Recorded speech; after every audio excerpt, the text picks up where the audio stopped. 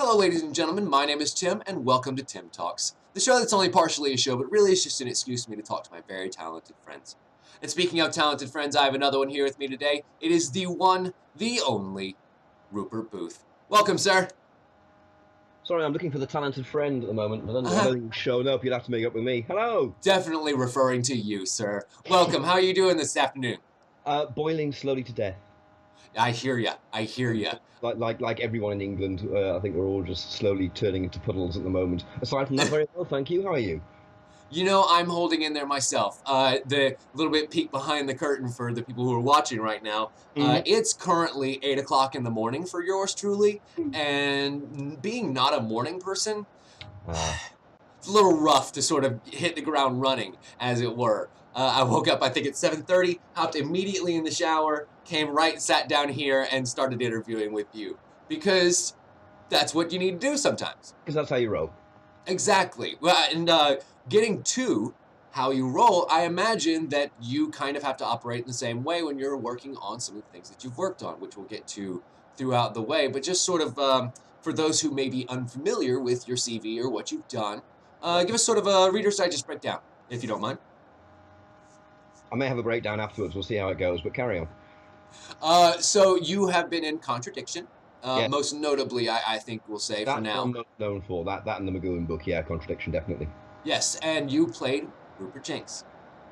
He wasn't actually called Rupert. Oh, James. no, it wasn't. It was Frederick. It was, but thanks for believing in the character so much that you actually got confused as to whether it was me or him. I mean, I don't know sometimes. Fair enough. There's a hat on my head, then I'm Jinx. If there isn't, could be anyone. It's funny. There was another character in one of the things that you did that we'll get to down the line that actually you did play a character named Rupert, and Yes. It was Rupert Shaw in Reversing the Polarity, Memoirs of Time and Space, which is a title that I absolutely adore, and a hairstyle that I absolutely adore. Yes. I said that There's a good reason why I went bald. It was actually a choice. It wasn't genetic at all. No, I understand. I'm getting there myself, and I'll probably have to make that choice sooner rather than later. Shave it. Just shave it all. You have no other choice. It's the only hairstyle you can do. Fair. No, completely fair. Or affect a hat. So I noticed in that short, we'll kind of talk about some of the things that you do to get into silly and otherworldly characters, we'll say, because this particular short was rather interesting in that it was a Doctor Who spinoff with a doctor in it. Well, that wasn't Reversing the Polarity. That was Do You Have a License to Save This Planet? Oh shit, you're right. Oh my god. Wow. There I go. It's funny because both of them are I was going to say both of them are kind of Doctor parody shows. But yeah. You're absolutely right. I did get that in the wrong order. Do You Have a License to Save This Planet was the Doctor Who parody with Sylvester McCoy in it, yes? I thought you prepared for this. I am prepared, but I also just woke up, so you'll forgive me. Fair enough. Yeah. So, yes, which one do you want to talk about? We'll talk about Do You Have a License to Save the Planet first. Do You Have a License to Save... Right, so that was... I think chronologically that was the first one, yeah? Yeah, it was, by a long way. That was I can't remember if it was the late 90s or the early 2000s. And that was via a friend of a friend of mine, Phil, who's an excellent sculptor and costume maker. And this is back in the day before everyone was doing cosplay. Had built a Sontaran costume, and I don't think there were many Sontaran costumes around at the time. No, because this was probably before the big resurgence of the show, right? Oh yes, yeah, it was definitely before the show came back. Yeah, it was a dead thing. It had been dead for many years by that point, and remembered fondly by an increasingly aging and balding bunch of fans. So there was a chap called Bill Baggs who made sort of semi-official spin-off videos. I don't know how official they were actually, that had actors in who'd been in the series. Most of them were out of work now, of course. I shouldn't say that.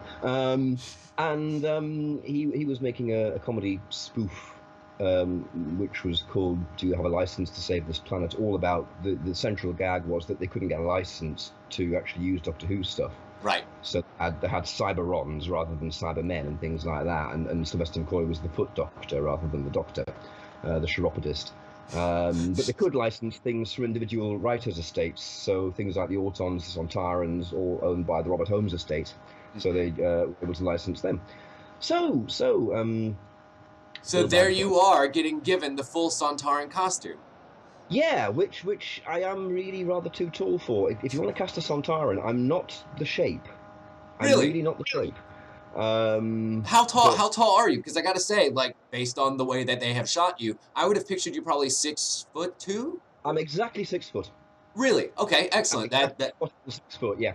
Um, that is the height and that I am. I also, but you're right. A Sontaran is usually a little They're usually diminutive. squat and wide things. I am neither squat nor wide. Um, Then again, I think somebody pointed that out on the internet when I happened to put that on Twitter yesterday yes. because I like finding those kind of things. And Yeah. I think that you pointed out that Mr. McCoy himself was not exactly the tallest doctor that there was.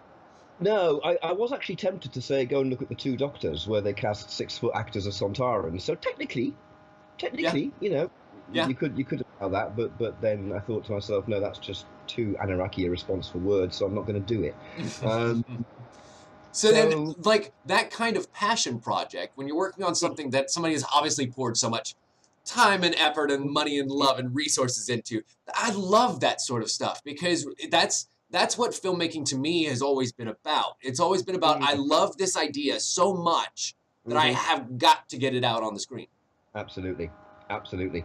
I think what you then struggle to find as time goes by is finding the balance between the passion projects and making the passion projects pay, Correct. because we all got to eat and Ain't things that the like ruddy that. truth? That's the key thing that I'm kind of still working on. Yeah, that was a good fun thing. I think I only did one day, and I Right. played a Cyberman, a Cyberron, sorry, an Auton, and the Sontaran all in that one day. So it was a fairly intense shoot. I mean, Um, that's going around the horn. yeah. I don't remember all that much apart from Mark Donovan was there. He's a lovely guy. And he was, in Shaun of the Dead, the beginning where they're throwing records at the two zombies in the Oh garden. yeah. He's the guy. He's the great big zombie that gets a record in the head. Ha! And he was You're playing the clown. absolutely right. You know what? I did not Yeah. put. Hmm. Well, he's I'm got gonna have to go back and watch Shaun of the Dead now. um, and he was the kind of companion figure, or wanted to be the aspiring companion, and Sylvester McCoy was there, and it was bizarre He was working with some sort of the salesman, doctor. right? Something like that. Yes, that's right. Yeah. I'm not sure if it's even still available. I've got a I think I found it. I ah found it on Vimeo, and there have been a couple of clips playing as we've been talking about it. But uh-huh. like I was saying, I love little projects like that where people just poured everything that they have into it, and that was also true, it seemed, for Reversing the Polarity. Sort of skipping on to the Also, next project there, more which so, yeah. was a mockumentary, and there weren't all that many that have been done by this point. Again, mid 2000s, we'll say. But this one was another sort of sci-fi adjacent mockumentary series. Yeah, that was What? about 2003, I think, 3 or 4. That was a chap called Mark English who'd turned up on a forum I frequented. Remember forums? Yeah, Um, gosh. and got talking, and he said, "Look, you're down in London a lot. I had a girlfriend in London at the time for a start, and was in the process of moving down here anyway, because this is where the media industry is in England. Right. Um, and he said, look, would you come along and spend a day playing this guy who the idea behind it was there'd been a sci-fi show called Timequake, which isn't anything like Doctor Who, I promise. No, absolutely not. In which the lead character could travel in time and change his face. So nothing remotely like Doctor Who. Similar to, but legally distinct from Doctor Who. Indeed. And I played the actor, Rupert Shaw, who played the second incarnation of this character, Draven. Which Um, I love the dynamics of that. Like as I was kind of sitting here and watching this little thing, it's about 30 minutes long, maybe. So I mean, it's a short little watch, but it's such a neat view into all the different kinds of personalities that can be a part of a project like that. yeah, And yeah, and and so you had the lead guy who started everything off, and he yeah. he was the flag of the series, and then he sort of hmm gets hmm unceremoniously escorted off the show, yeah. and then you come in to replace. As just kind of the jobbing actor who took the part and doesn't really, that it's very much, yeah, it mirrors life. I mean, William Hartnell, the first Doctor, was lived and breathed it, Mm-hmm. and was mortified when he got chucked out. Basically, Patrick Troughton was an actor. who came in and did the show. He loved it. Don't get me wrong. I'm not saying he didn't put as much into it, but it wasn't his life in the same way. So Rupert Shaw was that kind of guy who kind of, oh yeah, I came and did that show years ago, and that was fun, blah blah blah, and all that sort of bit, and then gave way to the next one. So that's Mark English. Mark English was a lovely guy. He'll be over the moon at it being mentioned. One of the things that I love so much about like those sort of little films about things from people's childhoods is like I was not exposed to that when I was a kid, especially specifically Doctor Who, but Sure. like that level of life around a fandom. I just missed Star Wars by a couple of years. I was born in 1986, which was the years that they were like getting really big, and so like I was there in '77. And so unfortunately, I never had that sort of latch on point to something that I loved that damn much until I think anime hit the US shores, because that was my 13, 14, right in the prime of my imagination. Power Rangers, anime, and Beetleborgs, were pretty much what? Exactly. Big Bad Beetleborgs was another one of those Sentai shows that they brought in Japanese footage from another thing and interchopped American footage that was made. 3 kids developed powers. One was super strong, one was super fast, one had psychic abilities from a ghost that looked like Jay Leno met Elvis. And his creepy mansion filled with other monsters, including a mummy, a wolfman, and if I'm not mistaken, some female monster who escapes me at the moment. It was really freaking weird. Sounds brilliant. Okay. Yeah, it was one of those that really made you appreciate how much drugs the 90s television producers must have been on. 90s, 80s, 60s. I mean, look at Doctor Who came up with that. What was smoked. Fair. To come up with some of those effects that they had to come up with, like to come up with some of the effects that they had to come up with, how do you just think outside the box to make anything like that happen? I didn't mean to interrupt you. Please continue. No. I'm just chatting. It's funny you mention anime. I've got really into. Have you seen One Punch Man at all? I have. I love that. Really? I'm identifying with Saitama at the moment. It might be cool. Gee, I wonder why. It might be because I refuse to miss bargain day at the supermarket, obviously. But yeah, I'm thoroughly enjoying that. If I may make a recommendation, a recent one that I have enjoyed is one called Food Wars. Yeah. It's a cooking show anime that's taken with the seriousness of like a fighting action anime. Nice. And the artist was actually a hentai artist for a long time, and so like his form and body and movement and animation is very slick and solid. And usually the food is experienced but through such lust for the food that their clothes literally explode off of them, and they go into a world of gravy that pours over them, and they talk about the umami taste and the amazing flavors that wash over them. While all their clothes are exploded. Correct. And it is insanely awesome. Like, it's one of those, it's a show that's a love letter to all other kinds of anime because they make fun of all other kinds of anime in the show. But for some reason, to me, like, I love the absolute insane, what's the word that I'm looking for? Their clothes explode and they swallow in gravy. I mean, it's absurdism, but not quite. You know what I mean? It sounds pretty absurd. I'll say it's just this side of absurdist, and I like that sort of stuff. Yeah. Maybe it's the modern capitalist response to being Dada again. Indeed. Sure, we'll go with that. That makes me sound smart, right? And so getting back to the project at hand, you were, as Rupert Shaw, having to give this whole speech about being the second banana and coming in and being in the shadow of someone else's work. Have you ever felt that way in actual life? No. No? Good. Yeah, it's not a great feeling, is it? Apart from any time I write something or act in something, I'm always, as I think most people are, just thinking, blimey, there are so many people better than me out there. Why am I doing this gig? But no one specific, no. Not yet. Well, in that case, we can move right along to the only contradiction. One of my favorite FMV games. I gotta say, I've been playing a lot of those for a long damn time, but it's been a while since they came back in such a way that the UI looks great. It Sure. interacts well. You know, FMV games have always been a little clumsy, a little Sure. clunky. Well, that's what I gathered. Yeah, yeah. Yeah, you have to get around the UI to get to the game Because inside. the text simply wasn't there at the time to actually make it work. Yeah. Mm-hmm. Hmm.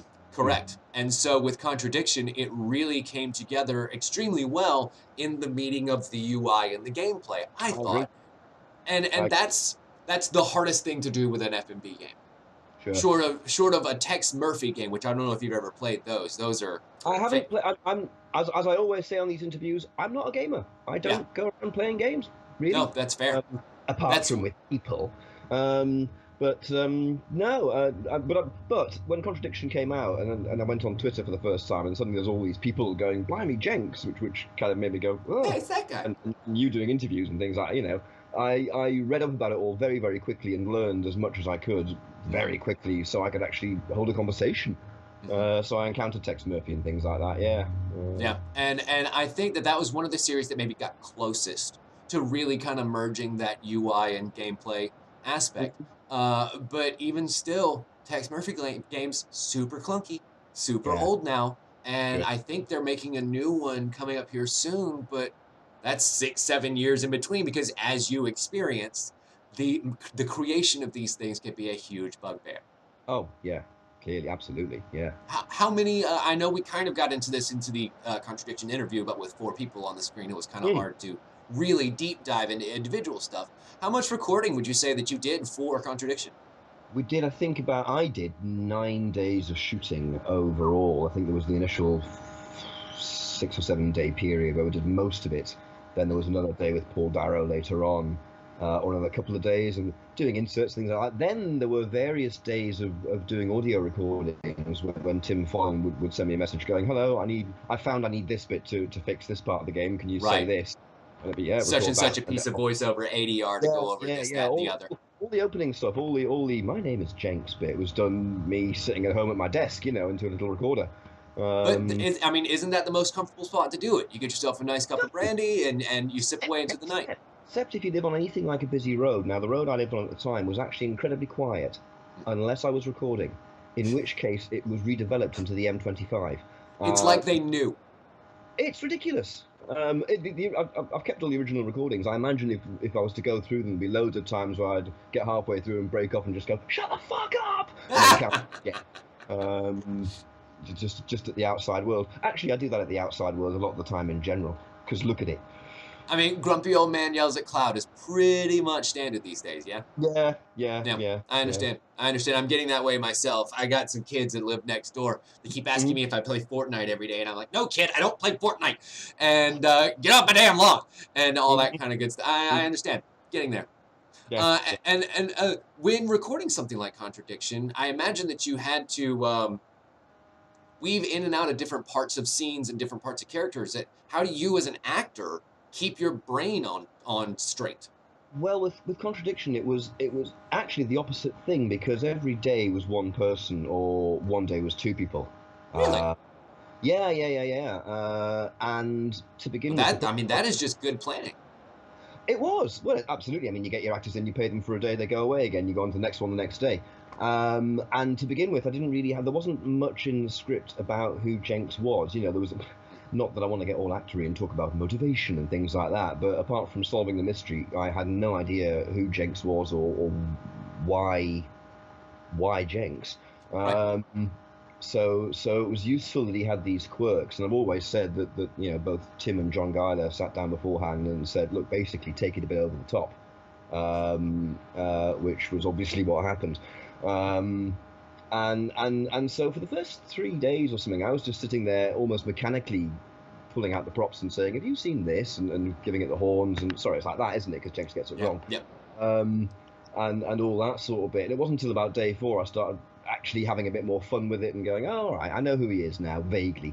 And starting to sort of settle into things. Yeah, so the confusion wasn't on a day by day basis of I'm doing this, now I'm doing that, now I'm doing the other. It was more a case of I don't know what I'm doing at all. Right. which probably I assume made it easier to connect the emotions between, because that would be the roughest part to me. Like, as a person who knows how editing works Mm. and who knows how filming works, when you're Mm-hmm. sitting there have to tying together all of these different call and responses that a player can have, Mm. I imagine it's a little bit easier in an FMV game where they're pre-bottled and there's not a whole lot of Well, interaction that isn't foreseen. Jenks didn't really have a great emotional range in that way. You know, there was no feeling of having to connect the emotions and remember where he was at this point, because I knew it was all going to be chopped up. So it's Fair, all this kind of one tone, fair. like No, that's very madness, fair. really. I think he only calms down at the very end when he performs the arrest. So it wasn't really. But getting to go around and playing with all those fun props and stuff in the fun house and oh my god, I love that game so much. Please make a second one. I'm calling out there to you right now, Tim. Please make a second one. I want it so bad, I'm up for it. If there's ever so going to very be very bad. two, I'm there. Yeah, And one thing I'm amazed at is that people are still talking about it.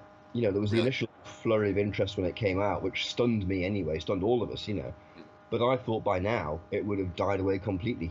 well, I I know. mean, I there still get hasn't been anything to messages. dethrone it.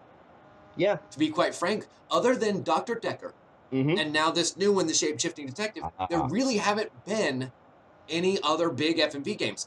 sure. Late Shift, I think, is another one, but that is basically literally a playable movie. An interactive It's movie. not Yeah, yeah. like I would not necessarily call that a game. Sure, sure. I'd call that an interactive movie, Mm-hmm. but it's close enough. Mm-hmm. But there really hasn't been another one that's sort of dethroned Contradiction as like the end all beat all. No, this is the best one right now. Because even with Dr. Well, we'll Decker, have to work on that. it Well, it doesn't go other places. It stays right. in one room, which makes it a lot easier and a lot more focused, Oh, the I wandering think. around Edenton bit. Yeah. Yeah, I So mean, from yeah. a technical The standpoint, scope of it. yeah, from a Mm-hmm. technical standpoint, I will say at least that Contradiction stands a little bit above, Sure. just because of the scope and range of it. But that's not to Yeah, say that I I'm in can't the wait to see what Shapeshifting Detective has to offer. well, yeah, and I messaged him beforehand saying, what can I and can't I say about Shapeshift? And he went, just play it by ear, basically. So I'll play it by ear. Indeed. So, and I won't talk about it very much because personally, just me, I want to experience it fresh. Like, I don't want to know what you know because you know things that are going to give it away, and I don't want to know yet until the game Well, ready comes I out. may know. I know a few things that'll give things away, but in terms of how it all plays out, I'm as fascinated to see it as anyone else. It's like Contradiction all over again. Contradiction, I had no idea how it was all going to fit together. I just said Really? the words and try not to bump into Paul Darrow. Huh. But Yeah, I imagine that was pretty intimidating day. oh, but Paul Darrow was great. Really? That was oh, that was yeah, that was because I'm a Blake Seven fan. For anyone who's less old than me, Blake Seven was a brilliant TV show in the BBC made in the late 70s and early 80s, science fiction thing. And Paul played kind of the lead character in it, Avon, who's a pragmatist. A pragmatist, as in, you'll be fine with Avon unless you get in his way, in which case he'll happily shoot you in the back. Right. And I loved Avon as a kid. I can't see Paul Darrow playing such a cold and callous character like that. I just It's something bizarre. about No. So when we're sitting there, of course, this is not what he's like in real life at all. So when we're sitting there, he's sitting, you know, we're facing off against each other. I think we had two cameras for the one time on that shoot. So he you know, I do. So listen, Paul, you said this, but in fact you meant this, and all that sort of bit. And he'd basically turn on Avon and go, well, now, Inspector, I think you'll find that whatever the hell has happened, blah blah blah blah blah. And I'd be sitting on the other side going, it's Avon. yeah, I And then love that I'm feeling. You get those goose pimples well, going down your back. I think you'll find, and all that stuff. But as soon as either of us hit an outtake, he would just giggle like a lunatic. He was a great giggler, and the whole Avon bit just fell to bits. That's and awesome. So I yeah, love that so much. that was a great day. Really enjoyed that. It's neat when your heroes actually live up to expectation. Yes, You know, yes. because that's such a thing that you hear a lot about in the business of like, well, you really might want to keep your distance from this person because it Indeed, turns out they're not as nice as you think they are. indeed. No, he But was very easygoing and very, very professional. You know, exactly yeah, what you want. We all there have had been a couple of people like that I've worked with that like they really surprise you with just how down to earth, personable, and Mm, here to work they are. absolutely. And Absolutely. that's the attitude you need Yes. on a Yes. set. Yeah, I think it's the way to be, isn't it? Just sort Mm-hmm. of. Well, Anna Rosa said recently that what she aims for generally on set is being professional and humble. Yeah, And and that, the understanding that everyone's there to have fun yeah, and make something and do the job. and do the job. Yeah. Like that, those are the two most important things. Hmm. And then safety third. Oh yes, well I've heard about that. I'm not sure I believe in that. Yeah, really, you put it a little bit higher. I'm not great at health and safety on set. I have to be reminded Yep, about such things. So, same. don't go leaping around doing that, but it'd be But it fun. gets the shot. But it gets the shot. It's gonna be such a Indeed. great shot. Just let me Yeah, do it once. If we don't indeed. do it, if I don't get it once, I promise we won't have to do it again. You do it once, you don't get it. But seriously, I did it once. I'll do it again. Having said that, there was a shoot I was on millions of years ago, in like '94, where I had to leap barefoot off. This is an amateur thing that no one's ever going to see. Leap barefoot off a fence onto the ground, and I thought that'd be fine, and leapt barefoot off to the fence into a pile of nettles. And I Oh. learned after that I don't go leaping around barefoot off fences these days, unless it Yes, saves me. yes. If Which I you know are going to do your own stunts, get fake feet. absolutely, yeah, yeah. There'll be quite a lot of stunts coming up in a thing that I'm developing when Oh, that's nice. there. But that's going to be interesting because the person I'll be doing them with is mad. Um, Oh, excellent. One of my favorite stories about stuff like that is I think it was on Big Trouble in Little China. mhm, Jackie Chan broke his foot or ankle or leg or one of those mhm, during the filming, like right around the time they were filming the climax of the movie. mhm, And so there's a part where he's like jumping out of a car and climbing onto a hovercraft and then like doing stuff there, getting back in the car. And mhm. then he takes this ancient Chinese sword, puts it in the crook of a car window, and like slices open the hovercraft. Very cool sequence. Yep. But if you look carefully, you can see that his left foot is actually way wider than it should be Yeah. because it's a cast that's been covered by leg and fake shoe. Gotcha. Gotcha. But it's what you have to do. It is. It is. It's what you have to do in the moment because as the guy who took that upon himself to do the stunt, if you can't deal with the consequences, you shouldn't have done the stunt. Absolutely. And Absolutely. that's something that I admire is people who are able to kind of suck it up. Of course, but the other side of it is, with a producer hat on, you have to be aware that if one of your actors is knocked out for ages because a stunt goes wrong, that impacts your filming schedule. So sometimes it means Absolutely. just go, okay, you go and sit down, you go and fall over. You weigh Um, the risk versus reward and the cost versus, yeah, well, whether or not that shot's going to look really, really great. And absolutely. you end up making a decision based off of that. The There thing I is no blanket rule, I don't think. schedule the stunt right at the end. So if your actor does injure themselves, oh, it doesn't matter, it's fine. Exactly. We'll catch him on reshoots. We can shave Yeah, off that healing beard. Don't worry, it'll be fine. it's all good. Yeah. So, was there, before we get to Shapeshifting Mm. Detective a little bit more, was there anything in between, or were you just sort of sitting around on your thumbs? All sorts of things. Nothing exciting, however. Most of it writing. And so you're talking about acting, aren't you? I don't think so. There's stuff that we've shot for Protoverse, which is my project, but that isn't released yet. So actually, Excellent. there's been quite a bit of stuff, but nothing that anyone's seen. So you've Uh, been working on writing then? Pardon? Yes, You've been yes, working on yeah, writing? yeah, absolutely. Uh, Like short films, or like, what are you interested in doing? huh. I certainly write short films. I've also written a long film, which is what we're sort of all working towards at the moment. These things take time, it turns out. Of course, yeah, yeah. Um, I'm busy writing a biography at the moment. That's one of the mainstays. That's taking quite a bit of time. Neat. And I'm also right at the moment writing a script for a game, but that's such early days. I'm not even going to say any more about that. Of course. No, Uh, I like hearing about what people put their time and effort and energy into because, as we all know, we are limited on this earth. And so, mm. if you find it important enough to give your energy to, Oh it's yes. important enough to talk about, but it just may not be ready yet. Not yet. Well, that certainly isn't. Well, actually, all those things aren't. In fact, yes, I can't really say any more about any of them, so that's not very useful, is it?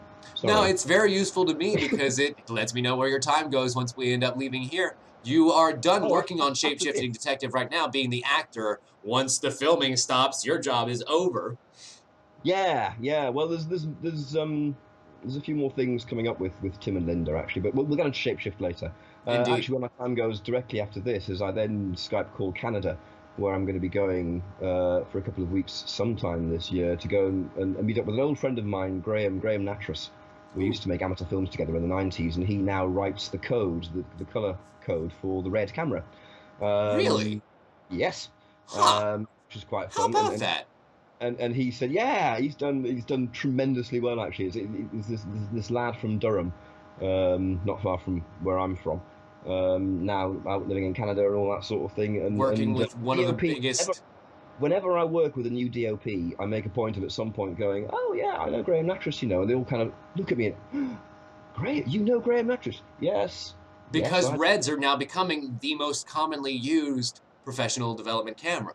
Like, yeah, between the Dragon and the Dragon, yeah. I think that's the newer model. There's an older model that escapes me at the moment, the one that we use most often at Yes, RT. they're all aggressive names. They're all about war and things like that. Yeah, And but they are super fascinating pieces of equipment that you can they are spend tremendous. weeks and months just learning how to turn it on. We did a shoot for Protoverse on an 8K Dragon or Weapon, one of the two, with a fantastic DOP called Mark Caldwell. If you're in England, employ him. It was the first time that I'd been shot on 8K, and I had a look at it afterwards, and I was just every single wrinkle. All of a sudden, you realize maybe highest definition is not the best. I thought to myself, why couldn't Graham have got involved with inventing this back in the 90s when I was young? Thanks. I blame him completely. So yes, I'll be flying out there to spend a couple of weeks with him, working on what we're making as music videos. He composes music, and we're making abstract imagery. It's kind of the sort of experimental stuff that we used to do back in the day, except on a much higher level. Except you've got the resources now to make something really neat. Can be shot on the best cameras, all that sort of bit, and we're just gonna have fun. Actually, we're just gonna have fun and be creative, because you can't beat that. No, you can't. I'm looking forward to that enormously. Actually, I haven't seen Graham for a long time. We talk a lot, but I haven't seen him in the flesh for a long time. What a lucky position to be in, to be able to go and just play. Yes, absolutely. That's something that I think gets lost a lot in the work line of our business, unfortunately, in trying to make sure that you eat the next day.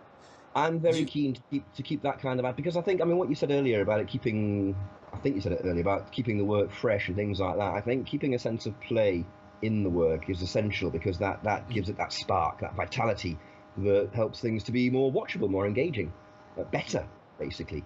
I agree 100%. You can always tell in a project that you're watching when the actors on set hate each other. Yes. You can always tell. And when they're having fun, when they all gel well, casting is definitely two things. One is the person right for the part. Two is the person right for everyone else. You're exactly right. Someone who's able to work with everyone 12 to 14 hours a day, 5 to 7 days a week. Absolutely. Filming days are extraordinarily long and stressful and tiring. They're just really long work days. And tempers are bound to get frayed by the end of the day, so you want people who are easygoing as much as possible. Absolutely. Yeah. So kind of getting back to Shapeshifting Detective as we sort of round out the, before we get to the questionnaire, you are not playing the main character this time. No, he's sort of the same role as Jenks, though, as in he's the one that the player goes to report to. Excellent. So he kind of holds, I think I've got the most screen time. Because lucky you. Yeah. There are far more deserving actors in it than me, but there you are. So yes, Chief DuPont sits and gives you hints about maybe you should go and look into that a bit more, or you've dismissed that. I wouldn't dismiss that.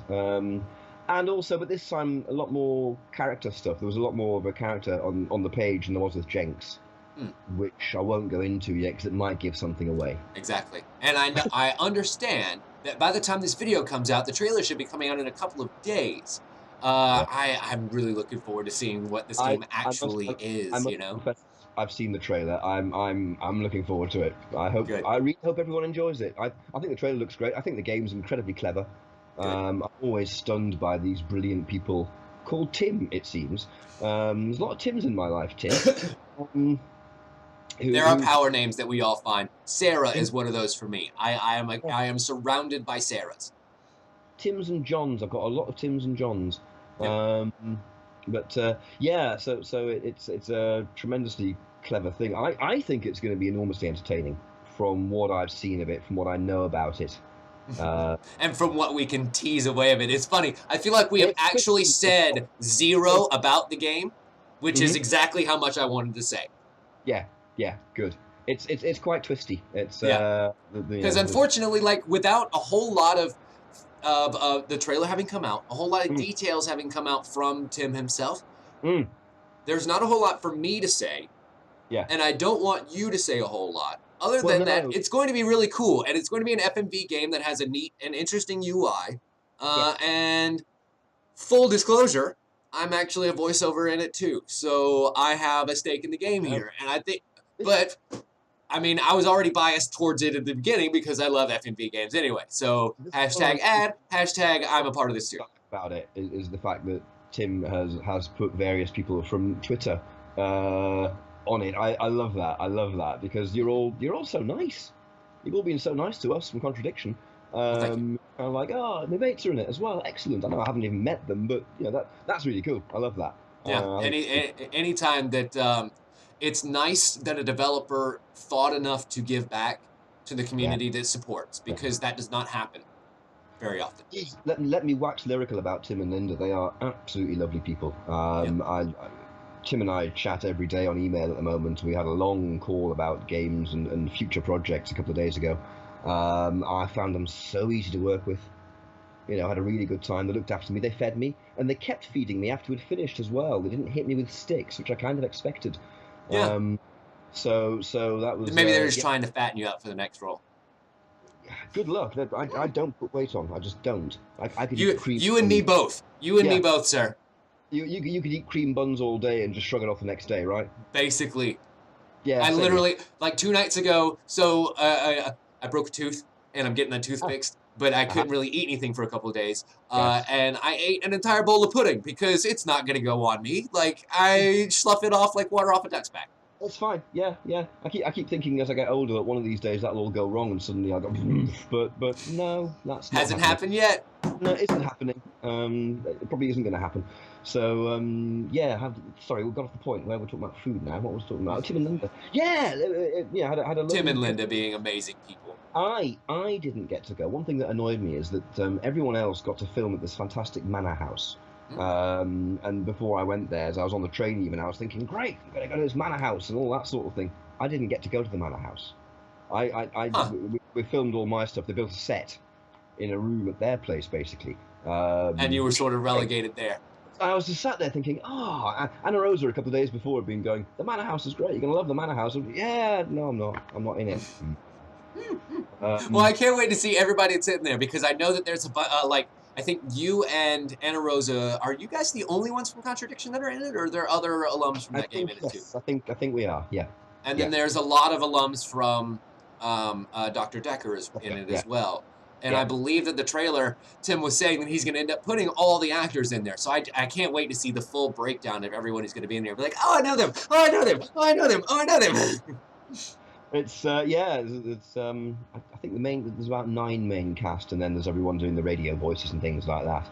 And so I imagine for Tim, it probably was just getting together and play with your friends, which, as we were talking about the whole time, is the best part of filming. Because actually, one thing that I really liked about Tim and Linda is that they get the job done, they get the work done. It was very friendly, it was very laid back, but it was also very much, right, let's crack on and do the next bit. Yeah, that's good. Can you do a retake on that? Yeah, exactly what I like. We got the chuffing work done. That's that's one of the hardest things to do, is to balance that attitude of everybody's having fun with we're going to get the work done, and make sure that if you can corral that herd of cats into one direction without them realizing they're being corralled, then you have done the best job ever. Indeed.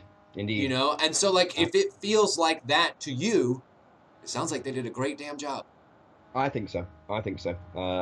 They both seem happy with it. Tim seems happy with it all, and hasn't chucked any bits away. He hasn't pulled all of his hair out yet, but I believe he's still in the editing phase, so give it time. He hasn't got any hair to pull out. He's as bald as I am. All the best people are, or are going so. So Patrick Stewart says so. So that he's Yep, that gone. makes it good enough for me. Yeah. So That make it makes so. it so. Ah, Absolutely. 2 seconds before I, him. I can. So yes. I don't know what else I can say about Shapeshift Yeah, yet. I think we've pretty much covered as much as we want to Apart slash from can. it's going to be great. Yeah, it's going to be great. The trailer is going to drop any day now for those who are watching, or has already if you're watching this sometime in the I'm past. so looking forward to that. And Dupont, one thing I like Dupont an awful lot. I hope everyone else does. He's a lot more sarcastic than Jenks. You He's know, not I as think that's the one thing we didn't say was your character's name, so it would be Inspector Dupont. Dupont. Yeah, Chief Claude Dupont. I immediately got on the phone and said, he's not French, is he? If you want me to do a French accent, you're going to get Inspector Clouseau. But he said, no, it's just the name, so fine, he's just got a French name. So, Well, Claude Dupont. fair. Very, very fair. Okay, well, as we tend to do around here, this begins the rounding out of our show. But before we go, I wanted to do my appropriated version of the Proust personality questionnaire, and it goes a little something like this. Rupert, what's your favorite word? My favourite word? Yes, sir. Paid. Like it. What's your least favorite? Not paid. Unpaid, that's one word. What sound or noise do you love? Um, oh.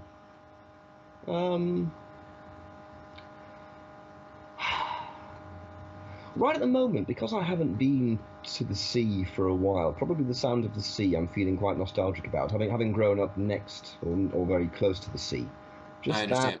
that quiet power going. You know, I Yeah. gotta say, I have written down here something I wanted to ask Anna Rosa about her radio station, according to Google Maps, because it's on their website, not being creepy, is a stone's throw away from the sea. And so Yes, I was curious as to whether she really loved that, because I absolutely would die there. she probably does. I know when I was there a couple of months ago, we went walking quite around Barcelona, and the beach was just there, and very tempted to go and lie on it, but it was really hot, and I would have died. She doesn't die. She just absorbs it all. This beautiful. You know, it's whereas I turn into a lobster and expire. With all the love that could be said, I imagine that Spanish heritage counteracts the whiteness of the Irish, because I have the whiteness of the Irish, and I'm telling you, we burn. Yeah, me too. I'm exactly like you. I'm a Celt. Yep. No, I'm a Celt. And if I go out in any sunlight, someone points a torch at me, I get sunburn. Yeah. Nice third degree there. Just turns more beautifully brown and goes like that. Yep. You gotta love-hate it. So speaking of hating, what's side of it? Yeah. What sound or noise do you hate? The sound of Anna Rosa going when the sun's shining. Love it. What hero or heroine do you identify with the most? Saitama. Who? Hang on, my door's getting knocked on. I'm doing an interview. Sorry. Saitama from One Punch Man. At the moment. There it is. What villain? I can answer that with several though. Failing that, the Doctor, any of them. I think that with the first two projects being so adjacent, that's pretty spoken. When I was a lad, Tom Baker was the Doctor. You don't escape from that. It was a heady brew. And number 6 from The Prisoner. The man who stands up and rails against the system and how insane it is. And what villain or villainess? Oh, it's probably going to be a Doctor Who one again. It's probably going to be Sutek the Destroyer. I don't think. Purely because it's a 1975 story called Pyramids of Mars. It's a wonderful vocal performance. The character is paralysed from most of it with a mask on, but the actor Gabriel Wolfe gives such an incredible feeling of resentment and rage and fury at his imprisonment. And it's Sutek because that's basically the first memory of Doctor Who I have. That story in 1975. It terrified me. You know, it's amazing how powerful a lot of those can be, and when you hear something that's even close, it just takes you back to being 10 years old and surrounded by the blankets again and watching those cartoons. But, yes, when I first, I think I got the book of Pyramids of Mars in the mid-'80s and read it, and that was the first time I'd had to experience the story in any way after the broadcast when I was 3, and it was even just reading the book was very potent in terms of memories, and then finally getting the VHS was amazing. And now, of course, I've got a copy sitting on my hard drive that I can just click on and watch whenever I like. It's Whenever amazing. the hell you want. I mean, are we not spoiled or what by this point? Oh, It's I'm waiting to see what happens in the next 10, 15 years. I know you'll literally just be able to like boop boop. Oh, it's in my brain Yeah, now. I think so. Mind you, I wouldn't want stuff going directly into my brain because I don't trust the people who'd be trying to advertise to me. No, that's fair. Somebody's gonna have to monetize it somewhere. Yeah, so I, I'm not I going into my brain. I don't know if you happen to catch at some point there was a rebirth of Johnny Quest that came around. No, I didn't. No, I wasn't aware at all. They did virtual reality in that show, and the way that they did it in that show was sitting you in a pod with a helmet over your head, and you are completely immersed, Like Red Dwarf. and it's all inside of your brain, and Yeah. that's the kind of virtual reality that I think is going to end up really taking off. Like right now, VR headsets are such that like you still have to walk around and move and do the thing, but then you're limited by human mobility Yeah. and Yeah. age and The decay. trouble is, as they had in one of the books of Red Dwarf, you then get to the point where 10 years later, everyone takes their helmets off and they're atrophied. Their bodies have simply died. You're absolutely right. And when does that become okay? Because your life in the cyber world is a million times better. And when do we allow people to make that choice? Like, there's so many, like, this is what science fiction authors. It isn't ever okay because all someone has to do is come along with an EMP and you're gone. You're right. You're absolutely right. I think You are absolutely right.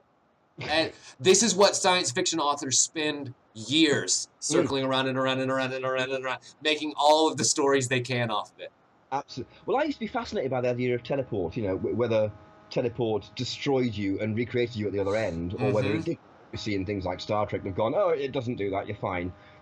Which, of course, it wouldn't. But I once read a short story, it didn't go anywhere, which was a bunch of militant vicars going to find the guy who invented teleport and execute him as a mass murderer because he was saying, look, we have no souls. We're not getting into heaven because we're not us. We're copies that were made when we first went through your teleport system. And it was all this visceral thing where you know all these holidaymakers go into this massive booth and get teleported, and they get stripped down into goo, basically protein goo that's the vat at the bottom, and reconstituted at their end out of the other protein goo from the previous lot in that side.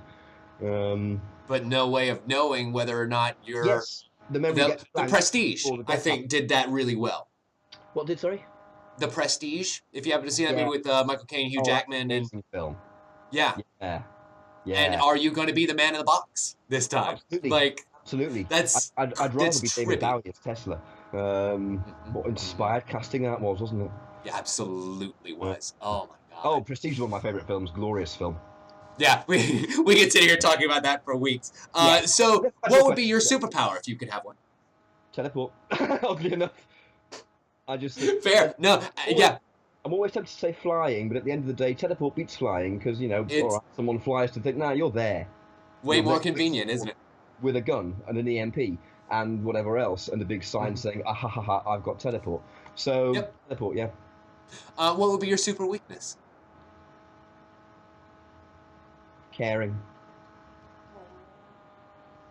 Oh, that's so sweet. I don't even have a joke. What turns you on creatively? What gets your wheels turning? The people I work with, actually, to be honest, it sounds like an awards speech type thing, but I'm incredibly lucky to have so many amazing creative brains around me supporting the projects I'm working on and me working on theirs. And I love getting to... The problem is that they're all spread around the country or indeed the world.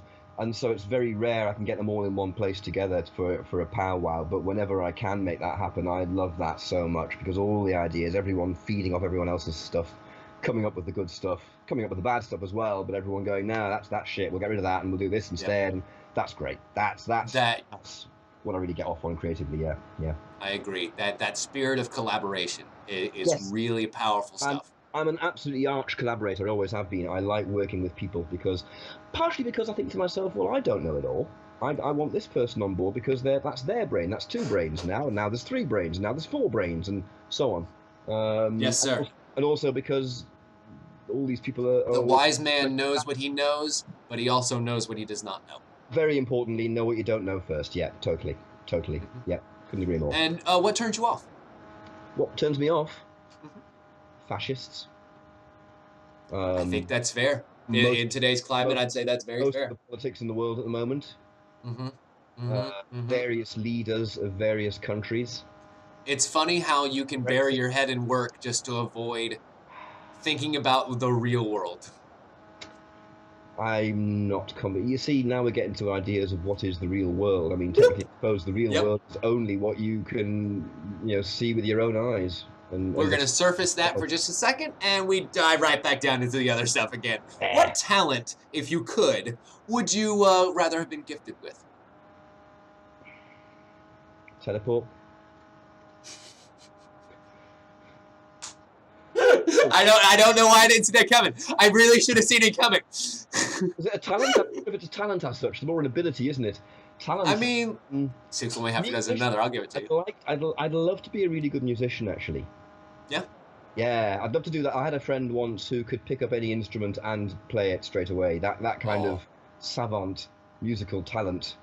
Yeah, that's absolutely rage-inducing when you see someone who's capable of doing something like that. You have magic hands. I don't know what deal with the devil you made. And one of my best mates is a singer. So whenever he sings, I just kind of quietly shut my voice up and go, yeah, well, I'm not going to sing anymore because of... You know what's funny? I have found that people who act envy musicians, and people who music envy people who act. And like do comedy and are able to elicit emotion in that way, because that is something they try and do so often with their music, but they don't. It's the job, isn't it? Eventually, you're trying to elicit a reaction from the receiver, whatever your art may be. I mean, the painter is trying to elicit. And so, if you are not sensitive enough to be able to understand emotion to a point where you can recreate it, it's more difficult, I'd say, for a musician than someone who is an actor whose whole body is literally tuned to do that. Yeah. You know? So they're definitely two halves of the same coin, but those halves are slightly different. Indeed. And I think it's fascinating to see. So what advice would you give to your 13-year-old self? 24th of September, 1986. Don't. Okay. That's very specific, and that is good. What is something that only you do? Play Inspector Jenks. Love it. What is your favorite curse word? Fuck. It's the one I use most often. I would agree with that 1,000%. It's the one I say to my computer on a daily basis. It's the most versatile, and by far. Various variations thereof, to always to my computer normally. It's the one that gets you the most for people around, usually. Less and less so. I mean, I'm old enough to remember when you just didn't even say that word. I guess that's fair. But I also quite like... Maybe the C word here, but I imagine it's more common over there. Well, I was going to say that to begin with, and I thought, no, can I actually... Should I say that? I'm okay with it. Will that fuck up his... Oh, well... I didn't want to fuck your Twitch by saying cunt, but fine. No, I imagine that is much more common over there. It's a less heard word here, so I would say that this day and age, in 2018, cunt is probably a worse word than fuck in America. Well, I'd say so over here as well. I think it's the last one that's still a bit kind of, it's still a bit too abrasive. I can't think of any of my friends who I wouldn't say fuck around. To be honest, I can't think of any I wouldn't say cunt around either, but you know what I mean? Yeah. Yeah, I do. No, I know exactly what you mean. You would definitely think twice about saying cunt, whereas you would only think once, if that, about saying fuck. Think once, think twice, think cunt. Is that your campaign slogan? Please let that be your campaign slogan. That's on my t-shirt, seriously. Every part I play from now on. So, if you had your choice, where would you like to live one day? Where? Yes, sir. Oh. Well, I'm rather more interested in travelling actually than living in a place. So I'll try and be clever and say a place I haven't found yet. No, I can get behind that. I can absolutely get behind that. If you're one of those home is where your heart is people, then there really is no place to settle down. Yeah. It also means I haven't got a clever answer to that, basically, so yes. And last question before we get out of here. If you had the choice how long would it take you to respawn after you died?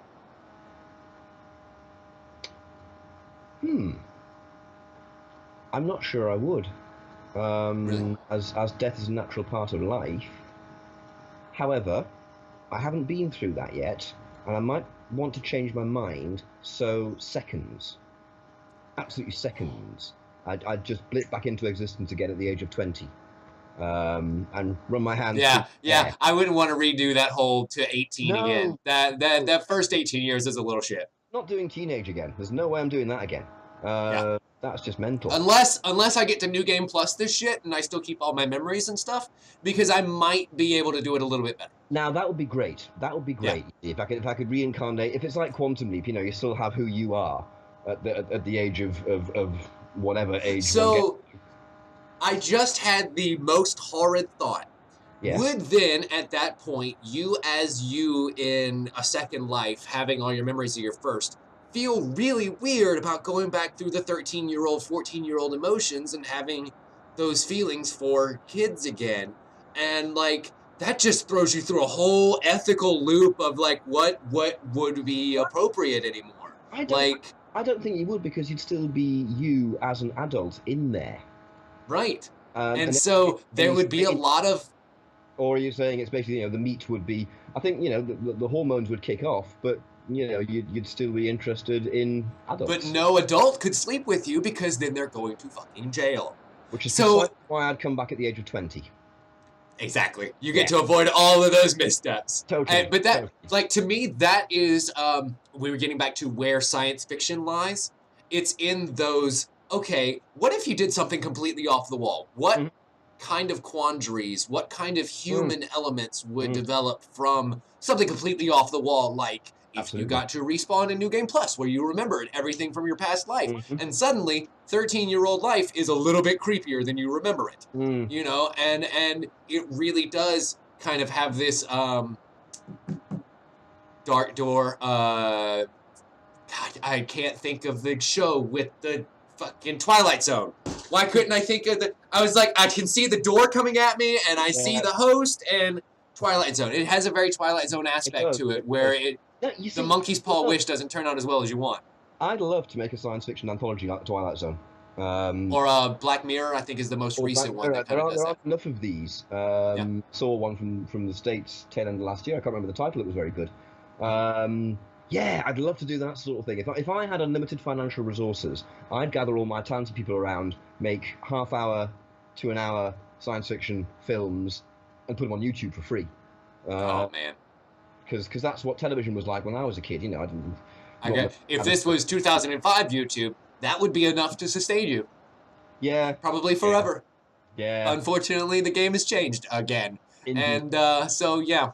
But that's a different topic for a different time. Indeed. I want to thank my guests so much for coming on today. Rupert, you have been an absolute pleasure.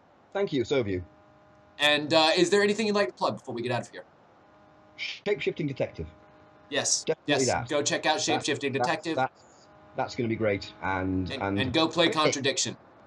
Also play Contradiction.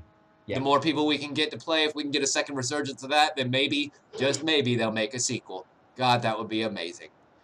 And so, yeah, no, of course it is. Of course it is. I'm praying to the other Tim that's watching this right now, saying, please make that shit.